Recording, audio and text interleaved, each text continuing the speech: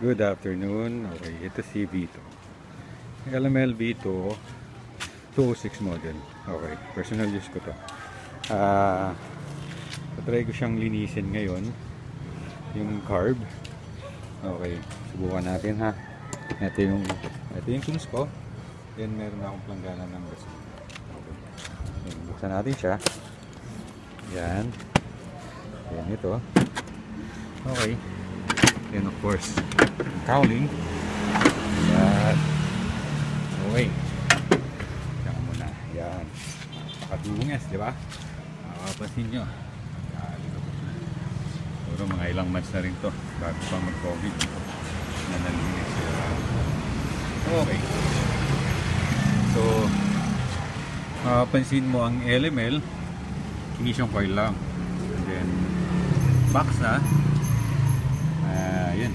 While yung PX is CDI ignition. Kulay blue o kulay black ang CDI niya. Okay. Ayun, start natin. Ito yung base box. Okay. Base box, cover. Yan, medyo ng tornilyo. Nalos na natin yan. So, tanggalin na natin siya. Okay. Ayan. So, dumi rin, oh. Wala din ang linis. Okay. So, ito yung filter. Ayan. So, loose na rin natin yan. Ayan. Ito. Pinakalock din yung filter. Usually, ito yung medyo nagtutumi. Yan. Mapapansin mo may dalawang butas na. Medyo improvise na yan. Pampatulin daw. Anyway. Okay na rin. Laking bagay para makabridge siya. Tulagay natin siya dito. Yan. Okay. Yan. Ayan. Carb. Vespa ko. 2020. So, Vespa ko. So, ito yung primary and secondary jetting. So, medyo isi-safety natin ha. Huwag ka magtatanggal niyan nang walang takip. Ito. So, make sure mo, lagyan mo takip. In case man na malaglag ito, hindi mapapasok doon kasi direkto na sa bore yan. Pag binuksan mo yan, ayan o, makikita mo na yung crankshaft. Diba? So, make sure mo natatakpan. So, ano lang, security. Para hindi lang siya, in case lang malaglag. Pero as mas valuable, huwag mo ilalaglag. So, tanggalin natin itong primary jet. Yan. Diba? So, kung makita yung sukat yan. Secondary.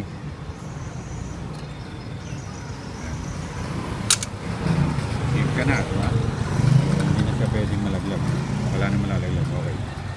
Yan natin, makapasin mo. Meron itong stock na langis. Meron yung mga overflow. So, ayan. And then, linisin natin. Siguro may ilang minutes lang yan. Kita mo naman LML siya kasi number na. So ayan, nandito na lang. Then vice versa lang naman, babalik din uli natin siya and that's it. Okay, hopefully mag okay siya siguro. Then papalit din ako ng spark plug. So nga pala yung cap. So papalit din tayo nyan.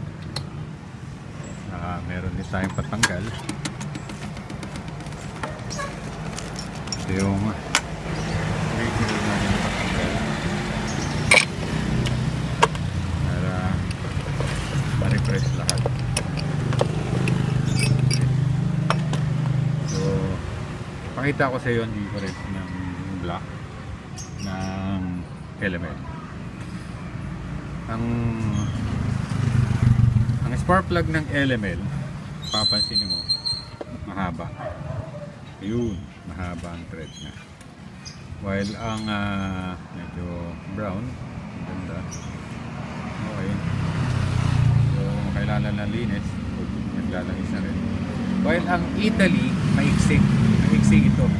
Siguro hanggang dito lang sa may puti na to. Ang thread niya, mas maiksi siya. Ang LML mahaba.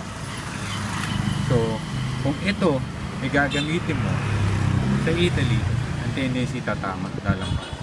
So baka sabugan ka ng piston. So make sure mo na ang gagamitin mo is yung maiksi. Unlike ang LML, walang problema. Gamitin mo yung maiksi, gamitin mo yung mahaba, okay lang. Pero hindi advisable. Kailangan gamitin mo yung tama, yung mahaba. Okay, so ganito na lang. Linisin ko muna. Wala tayong tagahawak.